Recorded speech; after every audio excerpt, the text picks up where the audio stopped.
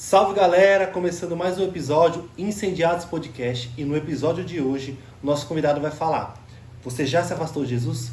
Você acredita que existe um buraco tão fundo e mesmo assim Jesus ainda pode te resgatar? Vem com a gente nessa, bora!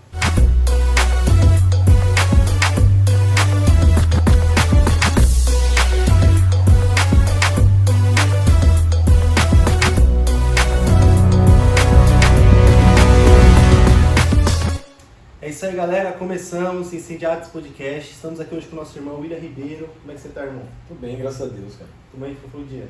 Tranquilo. Correndo um pouquinho, mas... Correndo. A gente tem uma contagem de dias corridos e dia tranquilo. Até agora só teve um tranquilo que veio aqui, o resto tudo corrido.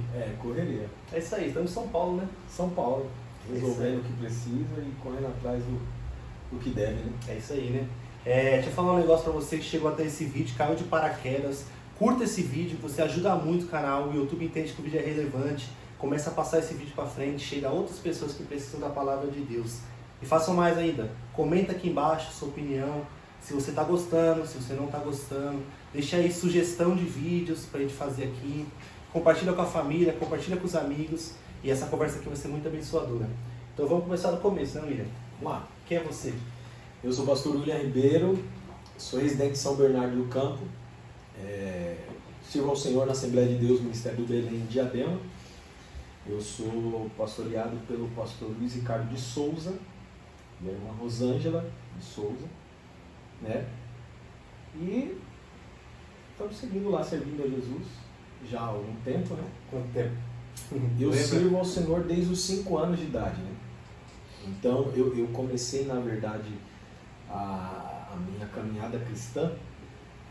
O meu pai, ele se converteu meados de 92, salvo engano, maio de 92, na Igreja Deus e Amor. Então eu passei a minha infância, adolescência e parte da juventude na Igreja Deus e Amor. E 2011, final de 2011, início de 2012, eu migrei para o Belém, Assembleia de Deus do Belém. E aí, desde então, sirvo ao Senhor lá. Quase todo o Brasil que se converteu na Assembleia, ou na Quadrangular, ou na Deus é Amor, né? Então. Eu tive um período fora, né?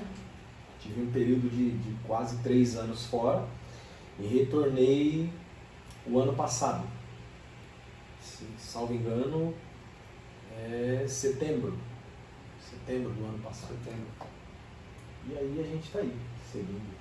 E como que o início da sua caminhada, assim, como é que foi as suas primeiras experiências com Jesus? Sim. Começou a entrar no meio, conheceu o que era a igreja, conheceu o que era Jesus? Sim. Eu me lembro que passei a acompanhar o meu pai, né?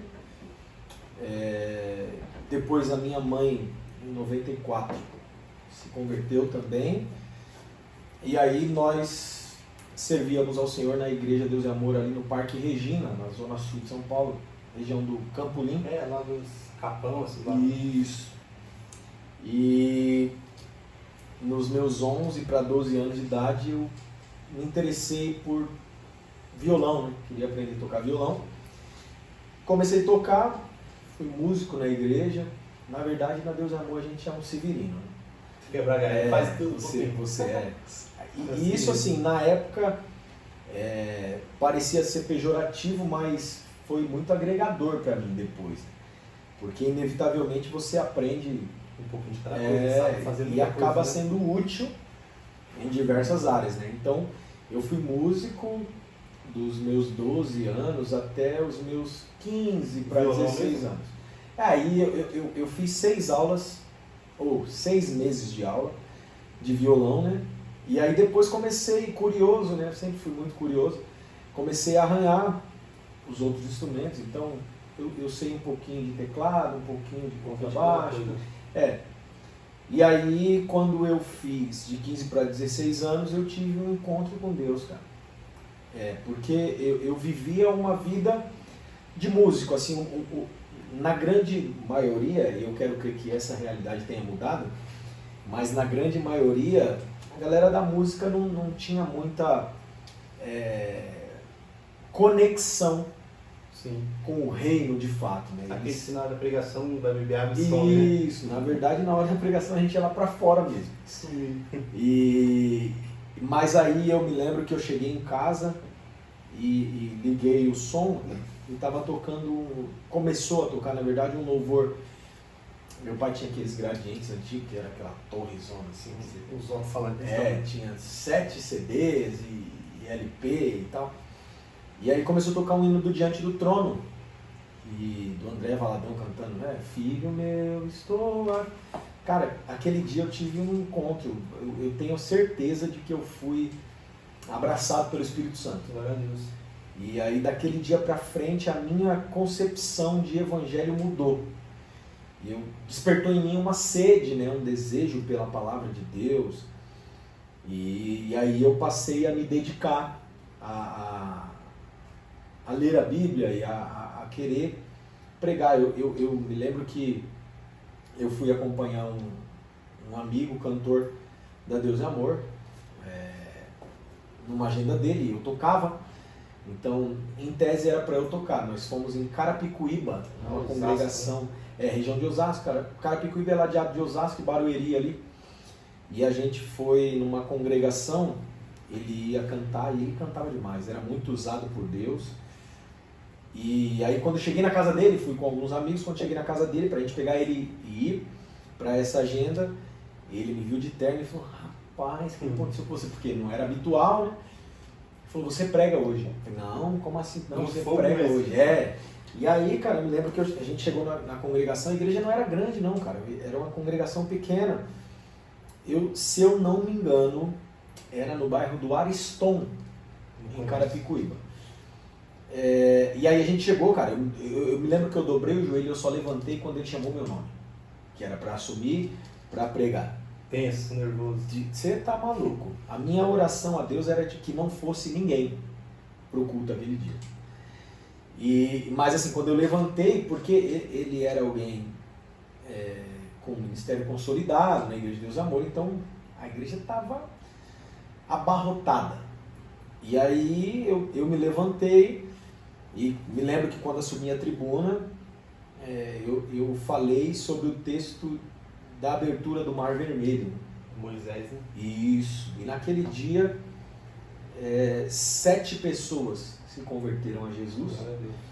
E de lá pra frente eu não parei mais. Não parei mais. E aí continuei ali, congregando ali na Deus e Amor do Parque Regina. Depois eu fui congregar no campo, porque a Deus e Amor é dividido em campos. Eu fui congregar no campo do Jardim Ângela, então eu congreguei na sede do campo do Jardim Ângela da Deus e Amor. E aí lá a gente desenvolveu diversos trabalhos, aí comecei a dirigir vigílias na Igreja de Deus e Amor, e liderei jovens, né? E, na verdade na Deus e Amor não tem atribuição, ou não tinha a atribuição definida de ofício como líder, mas a gente exercia a liderança. Eu acho que tem, né? Eu acho que deu uma mudada. Provavelmente tem. Faz tempo que eu não acompanho, embora eu tenha uma gratidão, um respeito muito grande, sim, porque faz parte das minhas origens, faz parte da minha história, eu respeito muito e foi de muita valia tudo que eu aprendi, sim, lá. Mas aí eu fiquei na Deus e Amor do Jardim Ângela. Depois do Jardim Ângela eu vim congregar em São Bernardo. Que é que você está hoje? Não, eu vim congregar na Deus e Amor de São Bernardo. Sim. E aí, de lá eu fui atender uma agenda no Belém, na congregação do Vila Hélida, no setor 28, em Diadema. E aí, cara, me apaixonei pela igreja.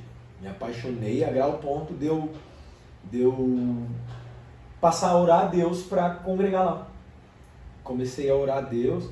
E antes de fato, efetivamente congregar, eu passei a ser aluno da Escola Bíblica Dominical. Sim. Eu me lembro que eu fiquei disciplinado, porque eu me tornei aluno da EBD. Você ficou disciplinado? Fiquei. Conta mais essa história aí. É bem isso. Porque assim, era uma época difícil, cara, porque na verdade a velha guarda entendia que o ensino, né, eles acreditavam que a teologia ela era pejorativa, ela era algo que não era agregador. E aí de onde surgiu a ideia de que o cara que estuda ele fica frio, e aí eles pegaram o texto e torceram o texto que Paulo fala da letra, que a letra mata, mas o espírito vivifica. E aí eu me lembro que eu fiquei fiquei disciplinado um tempo. E aí, mas eu orei a Deus e aí decidi. Falei com o pastor em exercício na época, falei, eu tô saindo, tô indo para a Assembleia de Deus, Ministério do Belém. E fui, cara. Fui, conversei com o pastor Ismael Ventura, que era o pastor em exercício na época em Vila Isabel. Inclusive, acho não, até hoje ele é o pastor em exercício. E fui para o setor 28 do Belém de Diadema.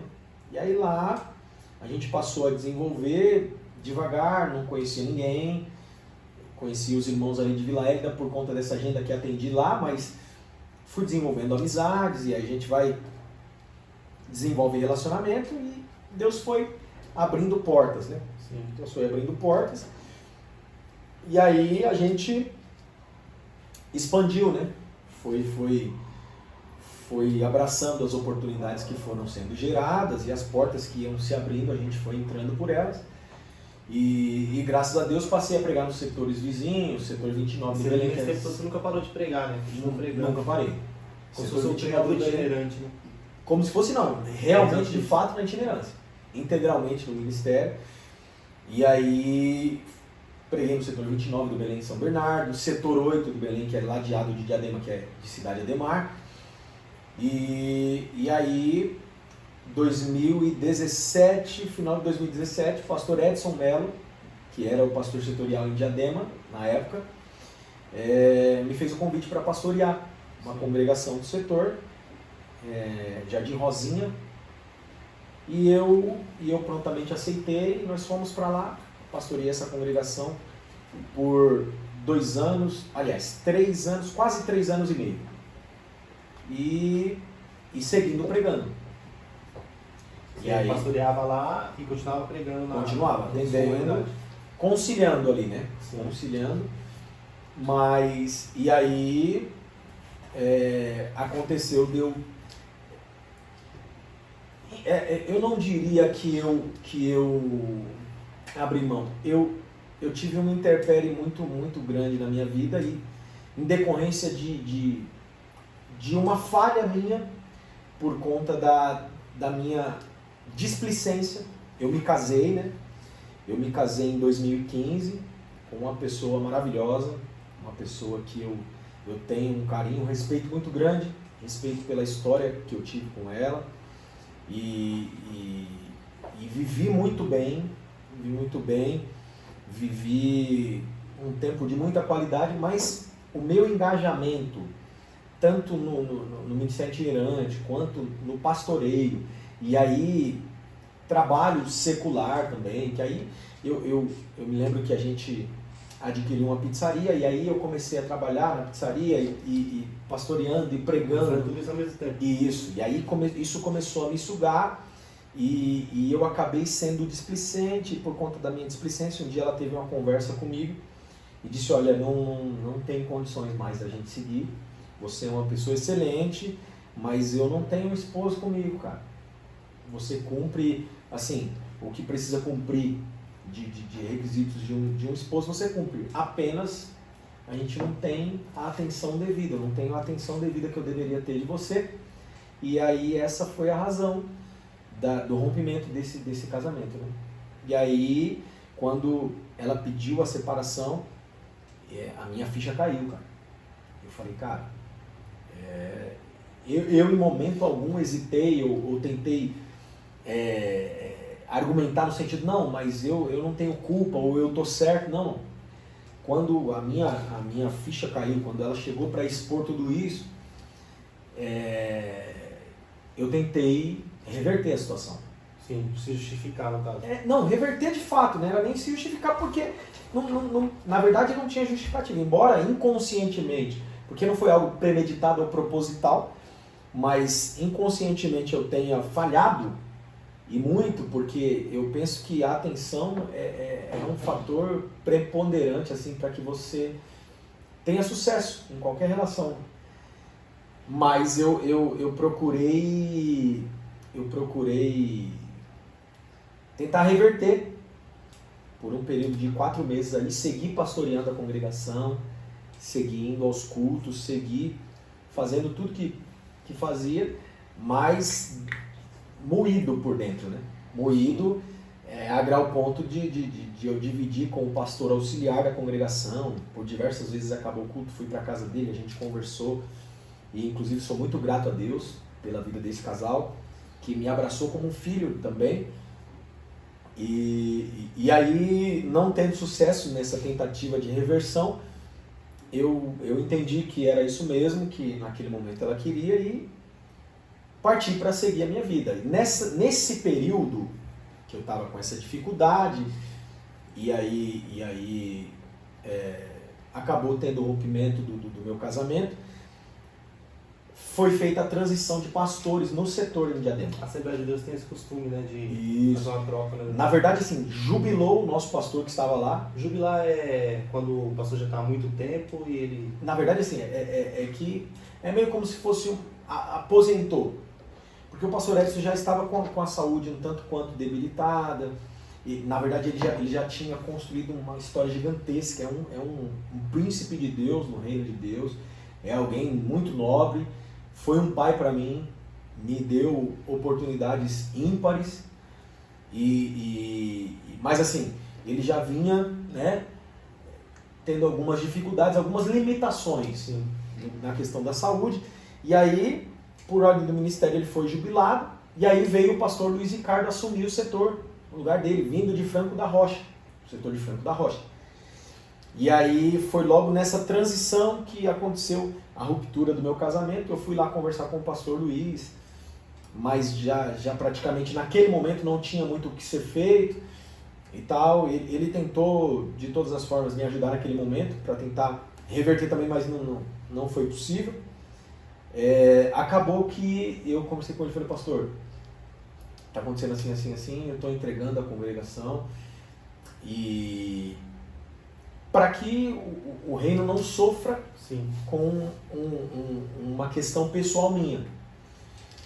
E o pastor me deu todo apoio, conversou bastante comigo, sempre me mandava mensagem, sempre me acompanhando. Apoio, né? Acompanhando, né? Pastoreando, né? Sim, um pastor de fato, um grande pastor, um homem de Deus, alguém que eu tenho como uma referência de fato. E aí eu tentei permanecer. Na verdade, eu nunca tive a intenção de me afastar do Evangelho. Mas quando o tempo foi passando, e aí você vai se desligando de algumas coisas, e automaticamente você vai se enfraquecendo. Sim. E afastando de Deus. Exato. Né? E quando eu notei que eu não sustentaria a vida cristã como ela deve ser encarada, com a seriedade que precisa, honrando princípios e valores como precisa ser honrado, e aí eu percebi que o pouco que eu tinha construído até aquele momento, se eu permanecesse, eu iria destruir. Eu cheguei e decidi abrir mão. E aí foi aonde eu me afastei e vivi um período de muita dificuldade. E eu não vou dizer para você que assim, você achou ruim? Não, naquele período para mim foi muito bom. Porque era algo que momentaneamente sanava uma lacuna para você. Exato. Mas com os pés no chão, a gente entende que o melhor é nunca se afastar de Cristo. Com certeza, né? O melhor é nunca se afastar de Cristo. Mas eu vivi um tempo muito agregador para mim, porque desse tempo ruim, dessa situação ruim, melhor dizendo, agregaram para mim diversas coisas. Eu cresci muito, amadureci demais e pude viver experiências que eu ainda não tinha vivido.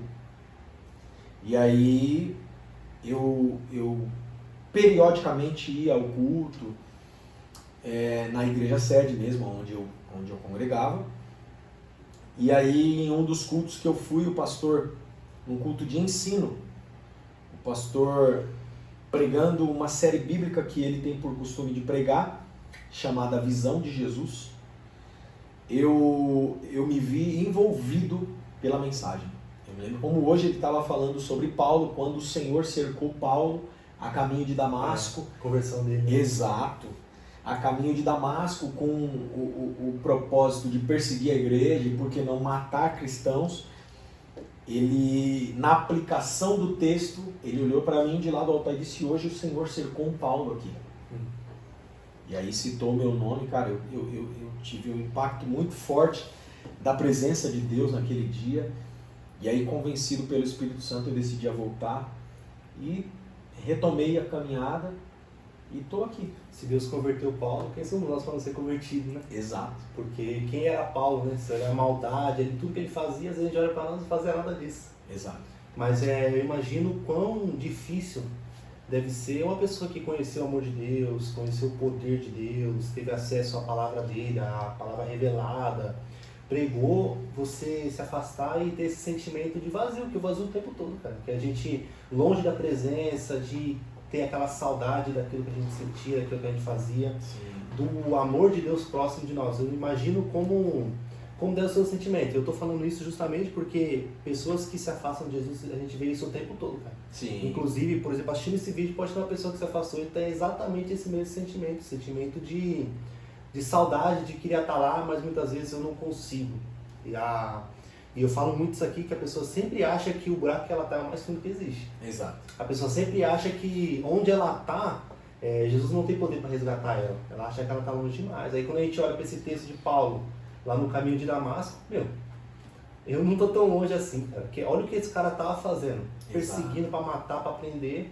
Então acho que o buraco não é tão longe assim, né? Sim. E assim, não obstante a pregação do Evangelho que eu ouvi naquele dia, não obstante a mensagem, o abraço que eu recebi do pastor em todos os aspectos. O pastor se tornou um amigo meu, um irmão, um pai, um ajudador. Então, eu encontrei nele a figura de fato de um pastor. Entende? Não que eu não tinha, mas eu vivi uma experiência totalmente diferente. Sim. Entende? E aí a gente desenvolveu uma amizade. Hoje eu ainda sirvo ao Senhor lá no Belém, em Diadema, e com o pastor Luiz Ricardo. Sim. Com o pastor Luiz Ricardo, que é um paizão. Aí a gente estou ainda, né, na verdade, amadurecendo, se solidificando e aprendendo. Sim, sempre aprendendo. Sempre. O pastor é um ensinador nato, alguém que tem de fato uma bagagem sem igual assim, e é muito agregador você parar para ouvi-lo, seja 10 minutos. É a voz da experiência, né? Exato. Minha avó tem uma frase, minha avó tem 86 anos. Ela fala assim, vivendo e aprendendo e morrendo sem saber nada. Exato. É a voz da experiência embasado na palavra que traz o verdadeiro alimento. Então, um cara que chegou e revolucionou Diadema, o setor do Belém, Diadema, e eu fico feliz de poder estar partilhando de tudo isso e vivendo tudo isso ao lado dele. São experiências, são bagagens, né? Sim. São coisas que a gente passa, que gera testemunho, né? Sem dúvida. Eu queria que você comentasse, igual você falou que se afastou e todo esse afastamento, ele sempre tem um começo. Ele sempre tem, a pessoa nunca está hoje aqui, do nada ela não quer mais saber de Jesus. Sim. Sempre tem algo que vai alimentando, e vai crescendo, chega um tempo que a pessoa não quer mais. E eu queria que você comentasse justamente esse ponto, porque tem pessoas que estão assim, às vezes a pessoa está na igreja ali, mas ela já está com um sentimento aflorado, uma vontade assim de fazer outras coisas, de se afastar, e justamente para ajudar essas pessoas a identificar isso, identificar assim, isso aqui que eu estou imaginando, isso aqui que eu estou pensando, isso aqui que eu estou querendo, pode ser o começo desse afastamento, entendeu? Às vezes a pessoa, na vida dela, ela não percebe isso. Às vezes ela toma a decisão, mas essa decisão já veio de muito tempo atrás. Sim. Na verdade, assim, a gente decide internamente e vai amadurecendo essa decisão até o ponto dessa decisão teórica se tornar uma atitude prática. Então, eu na verdade, me vi fora quando eu já estava separado Na verdade, assim, o período de amadurecimento da decisão, como que se deu no meu caso? Eu me vi sem chão quando eu perdi a minha família. Perdi meu casamento, eu me vi sem chão. Uhum. Eu me vi... eu sempre usei essa alusão para descrever a sensação. É como se você estivesse no 15º andar do prédio e te tirassem no chão de uma hora para outra e você caísse no térreo sem amortecimento nenhum. Sem paraquedas. Então, isso já foi um choque para mim. E aí você vê diversas coisas se perdendo. Porque se você perde a tua família, você perde tudo. Tudo. Você não é o mesmo desprovido do teu lar, da tua família. E aí eu passei a ver uma degradação da minha vida. E foi bem processual mesmo. Uhum. Então, dia após dia. Exato. Eu perdi meu casamento e eu tinha ainda algumas agendas para atender. E atendi muitas delas pelo compromisso e a responsabilidade de não deixar as pessoas que trataram comigo na mão. Porque graças a Deus eu sempre tive muita responsabilidade com o sagrado. Se eu tratar, tem pessoas ali que se comprometeram comigo, se comprometeram com o reino e está sendo feito um trabalho com uma finalidade, com um propósito. Então eu não posso olhar com olhos de leviandade. Até porque o reino está acima de tudo, né? Sim. Qualquer coisa, né? Sim. E aí, quando perdi o casamento, eu fiquei em período recluso, eu ia para a igreja, da igreja, quando eu não ia para a casa desse casal de pastores auxiliares lá da congregação, eu vinha direto para casa e eu me lembro que eu sofri demais, cara. Sofri demais. Eu fui processando essa perda.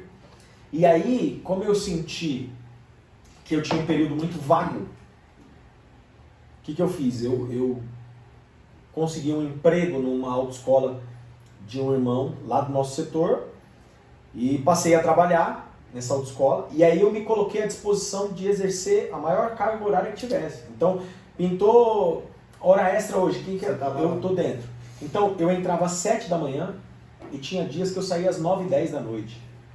Saía de lá, eu ia para a academia. Comecei a treinar e saía da academia às 11 horas da noite, 11h30, para chegar em casa às vezes meia-noite e meia, 1h. De nada, né? Exatamente. Para ocupar a mente. Na minha cabeça, no meu pensamento, naquele momento, isso era benéfico para mim. E na verdade, eu escondi todo um problema atrás, eu maquiei todo um problema atrás de tudo isso aí. E aí eu fui me vendo longe, distante, eu já não era alimentado, eu já não era mais, eu não fazia mais o meu devocional, Não tem tempo pra ler, né? eu não fazia mais nada, eu passei a me dedicar a trabalho e treino. E aí você vai fazendo novas amizades no trabalho e tal.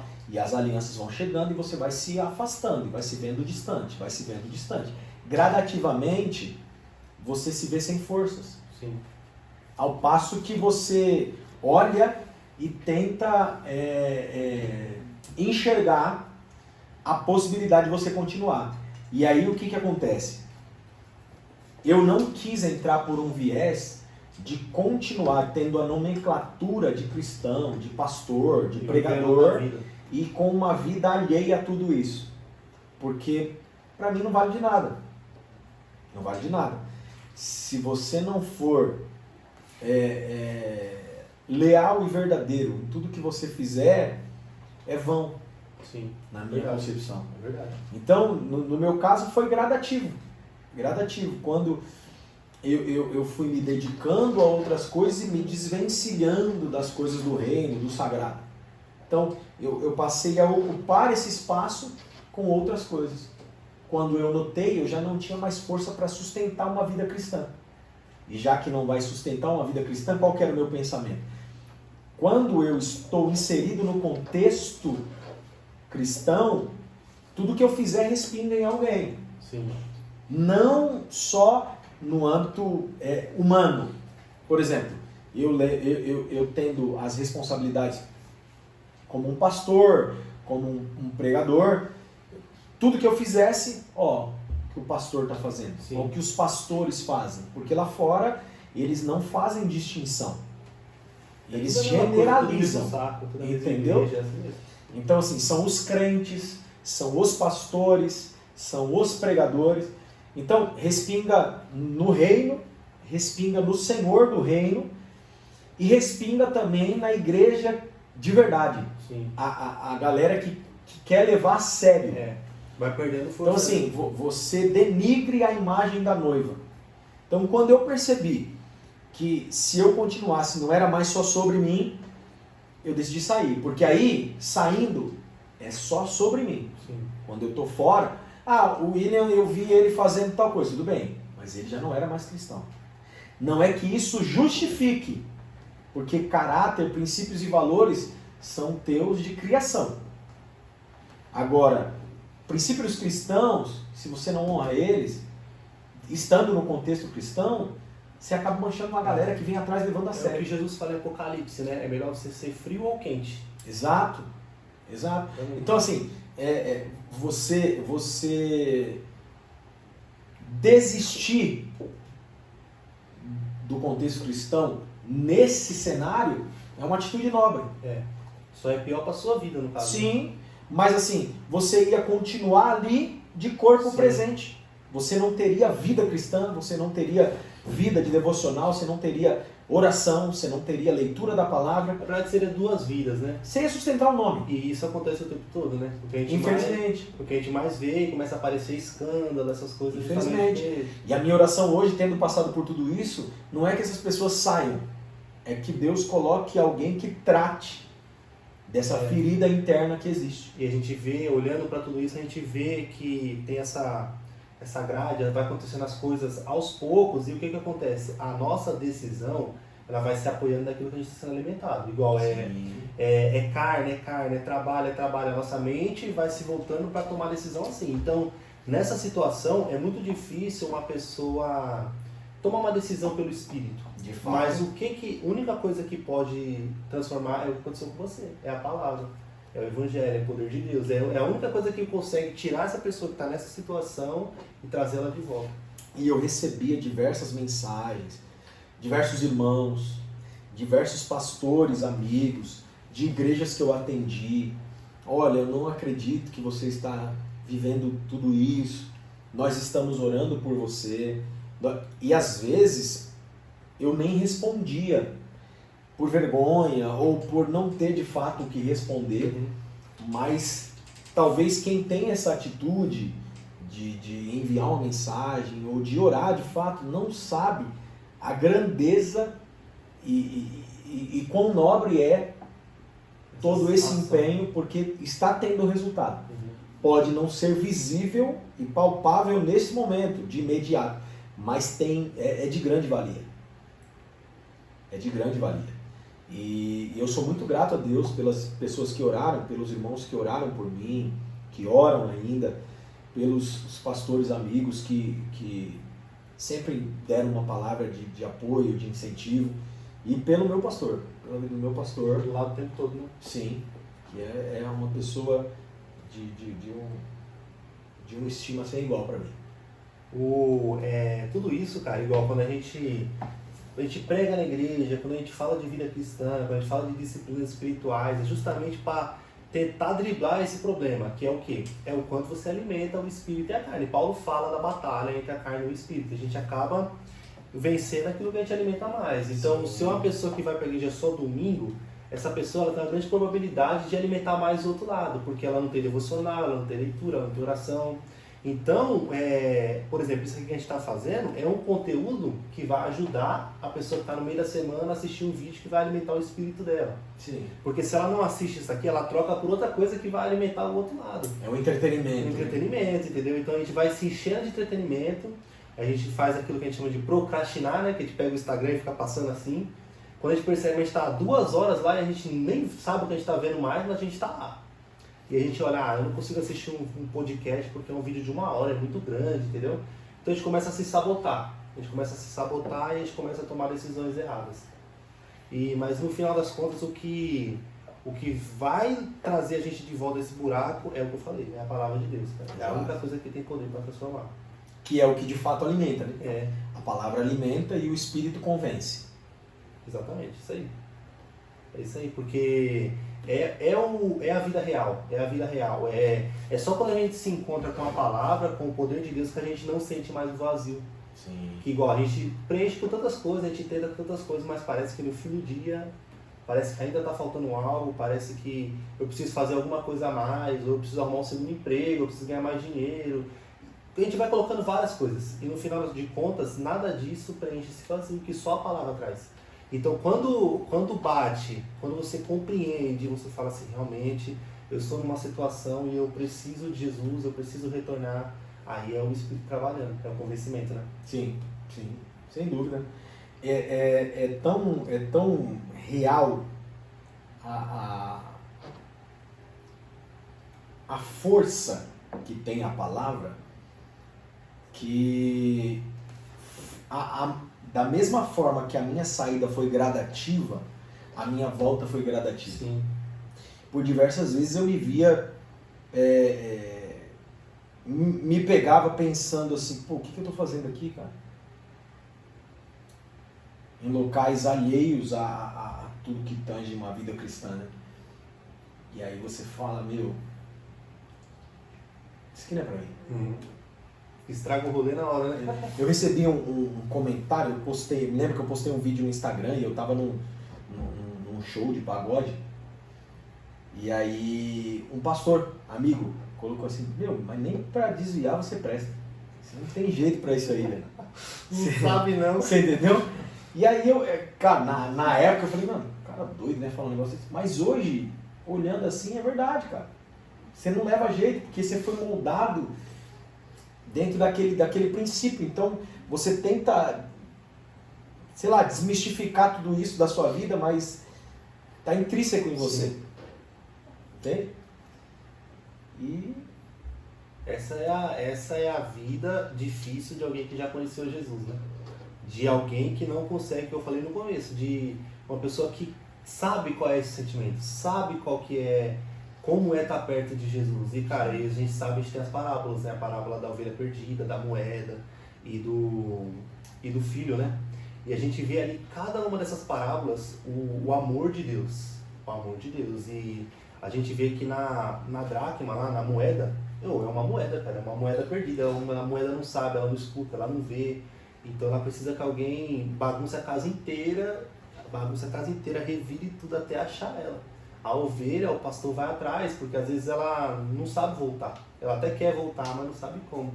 Agora a gente percebe que na parábola do filho pródigo, ninguém vai atrás dele. Ele lembra e ele fala, tem um lugar para mim lá, cara.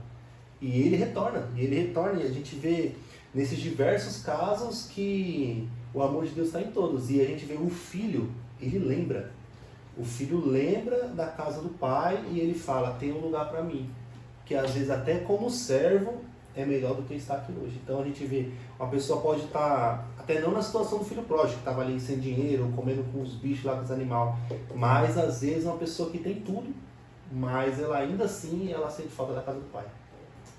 Eu acho que esse é um texto muito rico, eu acho que é muito poderoso. Sim. Realmente. E assim, a todo momento, você tem viva a memória de tudo que você viveu em Cristo. Então você, principalmente nos momentos que você está só, Sim. você tem o que a galera aí fora chama de crise e tal, mas você tem aquele lampejo de tudo que você viveu e, na minha opinião, te bate a saudade. Saudade, né? Uma música que eu tenho como uma verdade, que a Fernanda Brum gravou, eu não sei se é de autoria dela, mas ela fala em um trecho da música que quem já pisou no Santo dos Santos não vive em outro lugar. Não sabe viver, né? Entendeu? Então, assim, a presença do Senhor, a vida com Deus, ela te marca a grau ponto de você não saber lidar com a vida sem Ele. Não saber lidar com a vida sem Ele. Perceba que quando Jesus, ele vai... João escreve isso, né? Quando Jesus ele vai anunciar para os discípulos que estava perto, que ele se ausentaria e que naquele momento de imediato os discípulos não poderiam estar com ele para onde ele ia, eu penso que os discípulos, no geral, se indignaram, assim, ficaram preocupados e contrários à fala de Jesus. Verdade. Só que quem se posiciona é Pedro. Pedro disse, Senhor, mas por que a gente não pode ir com o Senhor? A gente seguiu o Senhor até agora. Eu, por exemplo, amo tanto o Senhor que até a minha vida eu daria pelo Senhor. Então, assim, quem olha aquela fala, acha que Pedro está apenas querendo ir.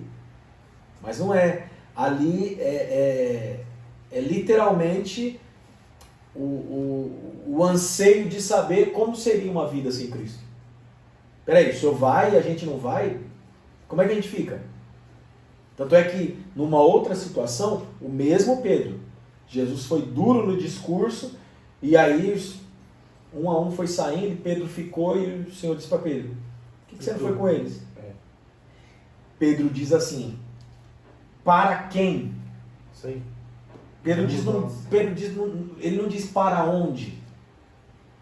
Porque onde ele indicaria lugar. Sim, mas para quem? Pedro diz para quem? Só o Senhor tem palavra de vida. Então, tudo que eu viver alheio a Cristo pode suprir um momento da minha vida, pode suprir uma carência da minha vida, mas não traz a plenitude do que eu preciso. Exatamente. Não traz. Essa plenitude só é encontrada em Cristo, através da sua palavra. Exatamente. João diz que ele é o verbo encarnado. Então, é nítido que a palavra faz a diferença.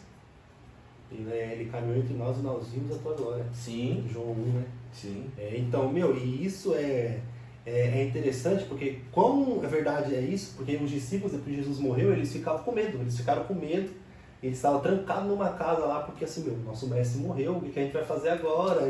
E aí Jesus aparece no meio deles. Jesus aparece no meio deles e fala, ó, eu estou vivo. E a partir daquele momento, eles com essa informação, aí eles não tinham mais medo, não tinha nada, e a gente vê tudo que está escrito em Atos, tudo que eles viveram, crendo em Jesus de verdade. Então, assim, a crença, a fé que vem depois de você, às vezes, até ter sentido que Jesus não estava mais ali. E quando você tem a consciência que agora ele está de novo, de verdade, o sentimento e a fé é outra.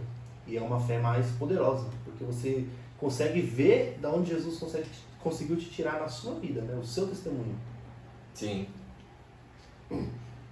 O próprio Jesus, quando ele sobe aos céus, e os discípulos eles ficam olhando lá novamente, né? E eles falam assim, né? Aparece dois anjos e eles falam, por que vocês estão olhando para o céu? Esse mesmo Jesus que vocês estão vendo subir assim, ele voltará. Ele voltará. E eu acredito que essa mensagem da volta é o que tem que acompanhar a gente nesses últimos dias. A mensagem da volta de Jesus. A mensagem da volta que ele irá buscar a tua igreja. E assim, eu falo isso por quê? Porque igual você foi resgatado há pouco tempo, está fresco na memória. Você foi resgatado para quê? Para proclamar uma mensagem. Para fazer a vontade de Deus, que é que o evangelho dele alcance as nações. Então, a voz de um filho amado que foi resgatado, ela precisa estar aí para trazer a esperança àqueles que não conseguem, aqueles que ainda estão presos, aqueles que ainda estão procurando respostas, estão perdendo a vida, achando que estão ganhando, mas estão perdendo. A Bíblia fala que às vezes existem caminhos que parecem bons aos olhos, mas que no final levam à perdição, e essa é a verdade, cara. Essa é a verdade. Eu queria que você comentasse, a gente já está finalizando, você está há quanto tempo você falou que você voltou? Setembro? Setembro agora, não, sabe? 6 meses por aí. É. Como que tem sido essa você já falou bastante, mas eu queria assim que você tentasse mostrar para as pessoas algo mais profundo e que encorajar elas a tentar de alguma forma se livrar disso. Ou talvez até trazer aquela palavra que te fez clarear os olhos, que você lembrasse dela e traduzisse ela aqui de uma forma mais clara para o pessoal que está assistindo e está nessa situação. Na verdade, assim, né? Partindo do princípio que o Espírito é quem nos convence, então quando a gente se afasta, eu penso que a gente vive um processo. Uhum. Por quê? Você se afasta e aí você passa a viver uma vida de maneira irresponsável. Irresponsável em que sentido? Agora eu não tenho preocupação do que eu vou fazer ou não vou fazer, porque o que eu fizer é problema meu. Sim. Então, a gente larga o freio na descida e é ladeira abaixo, igual o pessoal fala aí. E quando você pensa, porque aí você processa a ideia da volta. Você vai ouvir a palavra, isso vai gerando em você um desejo, e aí ao despertar desse desejo, você passa a projetar essa volta. No entanto, foge da esfera natural, e aí você começa a viver conflitos internos e dilemas. Por exemplo, poxa, eu sei que eu preciso voltar, mas tá tão bom para mim viver isso aqui. Começa a aparecer tão cômodo. O outro lado da história, né? Entendeu? Pô, como é que eu vou voltar sendo que eu tenho essa situação aqui para resolver? Ah, não, eu só vou voltar quando eu vivi isso por um bom tempo. O desejo de voltar era intenso e eu me lembro de diversos diálogos com o meu pastor, antes de eu voltar. Sim. Ele conversando comigo e falou, cara, volta. Assim, o importante é você voltar. Deixa o Espírito de Deus trabalhar em você. O resto. Só que como você já viveu no ambiente do sagrado, gera em você uma consciência. Então você tem aquela ideia de que, não, eu não vou voltar para fazendo dessa forma. Porque eu estou fazendo errado. Eu não posso voltar assim. Mas quem disse que sou eu que determino se eu posso ou não voltar? Entendeu? Então, a gente percebe que há um trabalhar na nossa mente, no âmbito espiritual, para nos prender na ideia do pecado. Sim. Só que quando a gente olha para a Bíblia, e aí a gente está falando de Bíblia, não de religião, Sim. Você vai ver o seguinte, o pecado, ele só me prende até o encontro com o sangue de Jesus. Porque muitas pessoas, até de maneira inconsciente, elas usam a expressão do sangue de Jesus para todo tipo de coisa. Vai expulsar, por exemplo, um espírito maligno da vida de alguém. O sangue de Jesus tem poder. Ele tem mesmo. Mas é para perdão dos pecados. Perdão dos pecados. O sangue de Jesus nos comprou reme com o sangue dele. A gente do pecado. Então, assim, quando a gente tem a clareza dessa ideia, e a gente entende, peraí, o sangue de Jesus me purifica do pecado. E aí a gente entende o processo de conversão, que não sou eu que faço. É Ele que faz. É o poder do Espírito Santo. Se eu vier pronto, não tem o que Ele fazer. E aí eu fui processando essa ideia à medida que o pastor foi conversando comigo. Isso é muito legal que você falou, porque é uma armadilha que a gente mesmo cria, e eu já escutei isso até de pessoas que nunca, descrentes, que eles falam assim, ó, eu até queria ser evangélico, mas eu quero ir quando eu estiver perfeito, quando eu não estiver fazendo mais nada de errado, quando eu chegar... E aí você se aprisiona nessa ideia. Você se aprisiona nessa ideia de que eu tenho que estar fazendo tudo certo para eu ir. Mas se eu estiver fazendo tudo certo, eu não preciso ir. Exatamente. Esse é o ponto. É igual aquela, Deus me aceita como eu sou. Deus não aceita ninguém como é, senão não precisa de cruz, não precisa de Deus evangelho. te chama como você está. Mas aceitar é um outro ponto. Se ele for aceitar todo mundo como a gente é, não precisa de transformação de vida, não precisa de evangelho, Exato. não precisa de nada.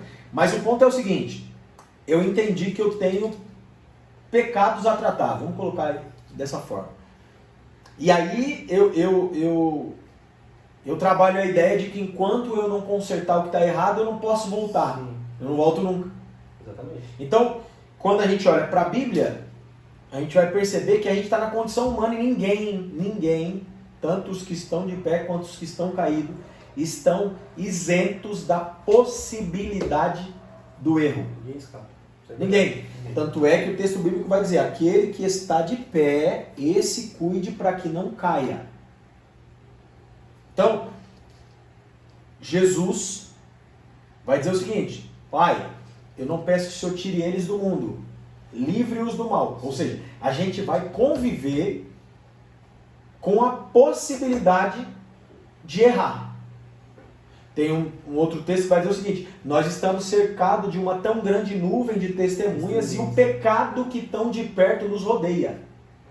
Então, a possibilidade de falhar bate a minha porta todos os dias, a sua porta todos os dias. Aí João escreve o seguinte na carta, filhinhos, ele escreve uma série de recomendações, e aí ele diz o seguinte, filhinhos, essas coisas vos escrevo para que não pequeis. Então a recomendação qual que é? Não pecar. Mas, sabendo da limitação humana e da possibilidade do erro, ele diz o seguinte, mas se pecardes, ou seja, abre a prerrogativa, se pecardes, vocês têm um advogado junto ao Pai. Exatamente. Agora, peraí, o advogado é para quem não cometeu nada ou para quem errou e quer se redimir do erro? O advogado é para quem cometeu um erro. Só que assim, o advogado que vai pegar uma causa, ele pega uma causa para te expor? Não, ele pega uma causa para julgar, para te ajudar. Para te defender. O advogado de defesa. Ok? Então, o advogado ele pega a minha causa para me defender. A primeira coisa que um advogado vai perguntar para o seu cliente é, fala toda a verdade para mim. Lá eu vou ver o que eu vou fazer para te defender. Então, se eu entender isso, eu chego para o Senhor e coloco para Ele toda a situação da minha vida. Ó Senhor, eu sou assim, eu estou nesse erro, mas eu quero mudar. Eu quero. Ainda que eu não tenha forças, eu não quero essa vida para mim. Ou seja, eu pequei, mas eu não me adaptei ao pecado. Entende? A possibilidade de eu pecar, ela existe. Agora, viver em pecado é uma escolha. É outra história, né? Entende? Inclusive, nesse mesmo texto, João fala, se você diz que não tem pecado, você é mentiroso. Já pecou. Já pecou. Só que aí a gente começa a entender. Se você diz que não tem pecado, você é mentiroso. Mas isso é completamente diferente do que viver uma vida de pecado o tempo todo. Exato. Exato. E aí, quando a gente entende isso, a gente entra pelo caminho dessa palavra. Não pequeis, mas se pecar, tens um advogado. Sim. Junto ao Pai, Jesus Cristo justo. Ou seja, se eu estou do lado de Cristo, se eu abraço a vida cristã e aceito todas as prerrogativas que ela tem, eu não estou isento da possibilidade de falhar. Só que se eu falhar, eu tenho alguém para contar toda a verdade, e dentro da verdade que eu coloquei na mesa dele, ele vai fazer a minha defesa. Sim. E aí eu vivo uma vida cristã. Inclusive é essa defesa que a Bíblia chama de misericórdia de Deus, que é a causa de nós não sermos consumidos. Entendeu? Então é Jesus trabalhando como advogado para que a ira de Deus não caia sobre nós e nós ainda tenhamos tempo de arrependimento. Entendeu? Então para essa galera que fica falando, que Jesus está demorando para voltar, que Jesus é isso, que é aquilo, é justamente dando tempo para que você reconheça, tenha essa consciência de falar assim, eu preciso chegar até o meu advogado, preciso contar minha causa, e ele está esperando você fazer isso. A gente cai no erro de achar que a gente está longe demais, entendeu? Mas ele está esperando para nos perdoar. Então, dentro da ideia que você falou, qual é o ponto de partida para o retorno? Sim. Como fazer? Eu penso que não existe um manual explícito para ser feito, mas um ponto de partida, na minha concepção, é entender o estado de miséria, reconhecer, porque a Bíblia diz o seguinte, ela dá o caminho. Sim. Quando eu falho, qual que é o caminho? Aquele que se arrepende, confessa e deixa, alcança a misericórdia. Então, assim, partindo do princípio que eu quero voltar, eu quero ter novamente uma vida com Deus, uma vida cristã, uma vida plena em Cristo, eu preciso entender e reconhecer o meu estado de miséria. Olha o cenário do filho pródigo que você citou. O texto vai dizer que ele fez tudo o que tinha que fazer na concepção dele, viveu tudo que podia viver, só que caindo em si. Ou seja, consciência. Peraí, qual é o ponto de partida para eu voltar? Me conscientizar que aquela vida é uma vida aquém da vida que Deus pode me proporcionar. Verdade, é isso aí. Ou que eu posso viver em Cristo. E aí, dentro dessa prerrogativa, reconhecer e confessar. Davi peca. Davi cai. Qual foi o ponto de partida para o retorno de Davi em comunhão com Deus? Arrependimento, confessar, isso aí. Ele se conscientizou, e tem pessoas que se conscientizam dentro da sua própria concepção. Pô, eu preciso mudar. E tem outras como Davi que não. Davi veio à consciência quando? Quando o profeta Natan foi lá falar para ele toda a história que ele achou que estava encoberta. E aí, eu não vou nem entrar no mérito da questão de ter escondido ou não escondido, porque isso aí é pessoal de cada um. Só que Deus não quer perder ninguém. Deus não quer perder ninguém. Então, o que Davi faz? Depois que ele entende, que ele se conscientiza que errou e que ele precisa de se retratar. Perceba o Salmo 51. Cria em mim. Tem misericórdia de mim. Apaga as minhas transgressões. Lava-me completamente da minha iniquidade. Purifica-me do meu pecado. Aí ele diz o seguinte: porque eu conheço as minhas transgressões e o meu pecado está sempre diante de mim. Se conscientizou. Consciência, isso aí. Ele diz: contra ti eu somente pequei e fiz o que aos seus olhos parece mal. Ele confessa. Aí ele faz um pedido: não me lances fora da tua presença, não retire de mim o teu espírito, e cria em mim um coração puro, renovando um espírito reto. Ou seja, quem é que faz isso? Deus. Davi já deixa claro que o desejo pode até partir de mim, mas a obra quem faz é o Senhor. Exatamente. Na pessoa de quem? Do Espírito Santo. O próprio Paulo, escrevendo a carta a Tito, em um dado momento, capítulo 3 para frente, você vai ver ele dizendo o seguinte para Tito: Tito, ensina o pessoal aí de uma forma amorosa, porque outrora, ele diz assim, não é porque você está numa condição hoje pastoral que você vai medir os outros por cima. Sim. Que você vai descaracterizar quem falhou, quem errou, ou afastar. Porque esse nunca foi o trabalho do Evangelho. Ele diz assim: outrora nós também éramos extraviados, vivíamos em várias paixões e prazeres, vivendo em malícia e inveja, odiando e odiosos uns aos outros. Mas, aí ele diz, mas, quando apareceu a benignidade de Deus e o seu amor para com os homens.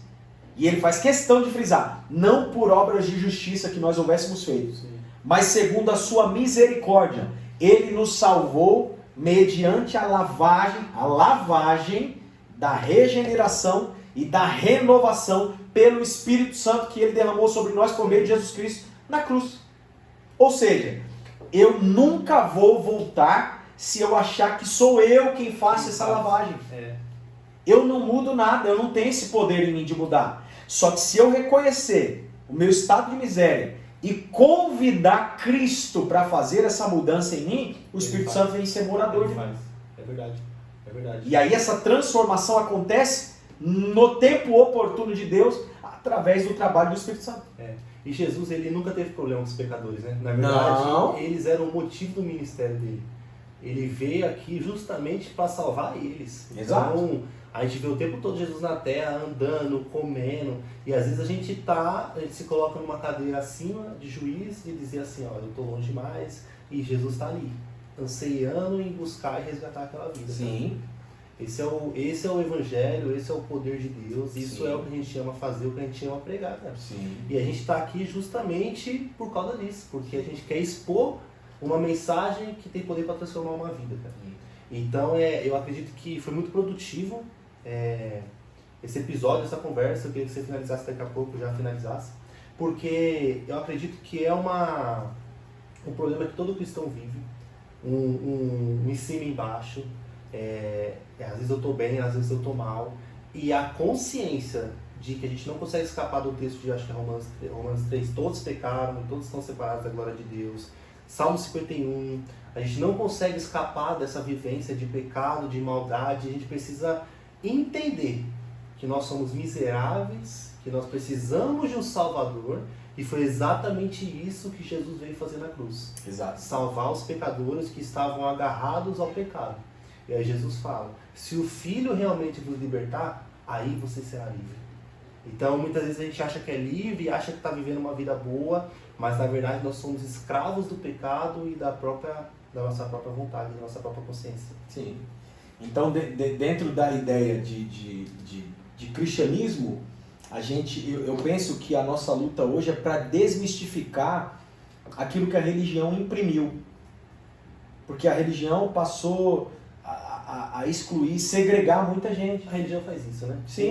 Não segue as normas dela. Sim. Não, eu não estou tratando nem só de normas. Eu estou falando de religião intrínseca no ser humano. No coração mesmo. Entendeu? Eu não estou falando de instituição religiosa. Eu estou falando assim, o cara ele consegue aceitar, um exemplo, que Jesus tirou um cara da vida criminosa, que talvez matou alguém. Sim. Ele consegue aceitar a conversão desse cara, mas não consegue aceitar o retorno de alguém que caiu. É verdade. É verdade. Muito verdade isso. Entendeu? Ainda que o líder ali, de repente o líder trabalha para fazer essa reinclusão dessa pessoa, os religiosos... Essa consciência está dentro da cabeça daquela pessoa que está... Exato. Os religiosos, os domésticos da fé ali, sempre vai ter alguém no meio que falar, pronto, Jesus assentado com fariseus e publicanos. Os caras, como assim? Sentado com fariseus e publicanos? Qual o problema? Com publicanos pecadores, né? No caso. Sim. Qual o problema? Os fariseus era muito, né? Sim, mas qual o problema no âmbito cristão? Nenhum.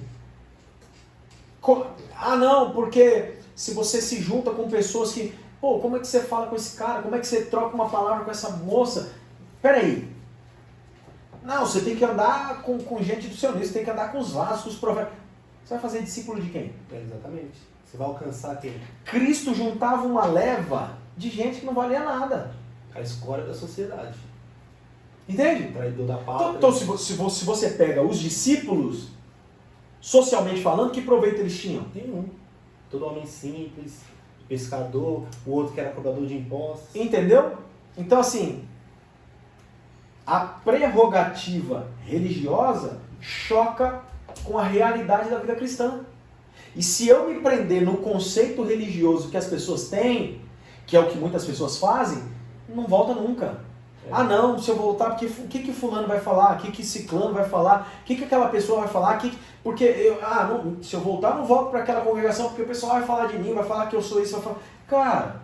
Algo mais perigoso ainda, que é o que a gente chegou até a comentar. A pessoa que não volta, isso é um problema, mas a pessoa que não sai e fica vivendo duas vidas e continua naquela vida. Por quê? Ele não está ali porque ele tem amor a Deus ou algo do tipo. Às vezes ele está ali continuando aquela vida porque ele tem medo do que a comunidade vai pensar. Sim, sustenta o título. Isso. Sustenta o título, mas não sustenta a vida. E aí, de que vale? Não vale de nada. Então assim, o evangelho, ele não tem toda essa complexidade que a galera criou. Então, se eu puder deixar uma palavra, a palavra que eu deixo é: procure estar mais próximo da Bíblia e entender o que Cristo tratou como princípio de vida cristã. E partindo desse pressuposto, você vai enxergar que o caminho com Cristo, ele é sério, ele é de uma responsabilidade sem igual, mas é simples e leve. Sim. Porque o próprio Cristo Jesus disse. falou isso, né? O próprio Cristo disse. Só, tomai sobre vós o meu jugo e aprendei de mim que sou manso e humilde de coração. Porque o meu jugo é suave Meu fardo é leve. e o meu fardo é leve. Então uma vida cristã não é uma vida de obrigações. Uma vida cristã é uma vida prazerosa. O salmista, só de conviver com a ideia do culto, ele já ficava alegre. Me alegrei quando me disseram. Quando disseram, não estava acontecendo. Não tava nem indo, quando disseram. Se ligou? Então assim, a ideia do evangelho é essa. O evangelho simples, É amor. puro e verdadeiro. É amor. É o primeiro mandamento, né? Quando perguntar para Jesus, para resumir, amar a Deus. Sim. Amar a Deus. Então é o amor, cara. Se a gente não ama a Deus, tudo que a gente faz, cara, ele tem um viés errado. Ele tem um viés secundário que não é o viés bíblico. Então se a gente faz qualquer coisa porque a gente não ama a Deus, a gente está colocando alguma coisa no lugar dele. É o que a Bíblia chama de idolatria. Entendeu? Então, às vezes a gente acusa outras pessoas de idolatria, mas é o que a gente faz com a nossa própria vida, com a nossa própria vontade, com os nossos próprios bens, é isso aí. Então, cara, muito obrigado mesmo. E eu que agradeço a oportunidade. Por cooperar com a gente, por contar a sua história, por falar daquele que é, que era, que há de vir, que é o nosso Senhor Jesus Cristo. E nós sabemos que só Ele tem poder, cara. Só Ele tem poder para transformar uma vida. Verdade. E a gente sabe que Ele tem poder para resgatar uma pessoa através de uma tela desse celular, ouvindo a mensagem dele, porque a mensagem dele atravessa. A mensagem dele é como uma espada, ela corta. Sim. E ela vai lá. Então, se você chegou até aqui, você se viu nessa situação, se viu num lugar que talvez você acha que não tem como te encontrar mais, cara, Jesus é poderoso. Amém. Jesus é poderoso e Ele tem poder para te buscar. E a grande notícia da graça é que a misericórdia dele está disponível para todas as pessoas. Amém. E Ele não só te ama, como Ele te quer e Ele quer buscar as pessoas. Amém. Eu quero agradecer vocês, toda a galera aí do podcast Incendiados. Parabéns pelo trabalho. Obrigado, glória a Deus. Que Deus continue prosperando vocês nesse caminho e que vocês consigam produzir a cada dia mais e mais frutos. E é louvável ter um trabalho tão sadio e de uma forma tão esclarecedora para alcançar vidas. Sim. E a minha oração é que Deus levante a cada dia mais e mais pessoas com o mesmo propósito. Amém. Obrigado pela oportunidade de servir. Obrigado pela oportunidade de dividir com os irmãos, repartir com os irmãos um pouco daquilo que a gente entende sobre Evangelho, sobre o Reino de Deus. E que Deus abençoe vocês aí. Obrigado. Amém, glória a Deus, igualmente. Muito obrigado mesmo. Deixa eu falar um negócio pra você que chegou até o final desse vídeo. Você não curtiu ainda? Curte, clica embaixo aqui. Que o vídeo tem 1000 visualizações e 3 curtidas. Ô, louco. É porque o pessoal esquece de curtir. Não, tem que curtir. Tem que curtir no começo do vídeo, senão você esquece. Se você é um desses que esqueceu, curte agora. Comenta, compartilha e lembre-se sempre, você acabou de ser incendiado pelo amor de Jesus. Um abraço e até a próxima. Fiquem com Deus.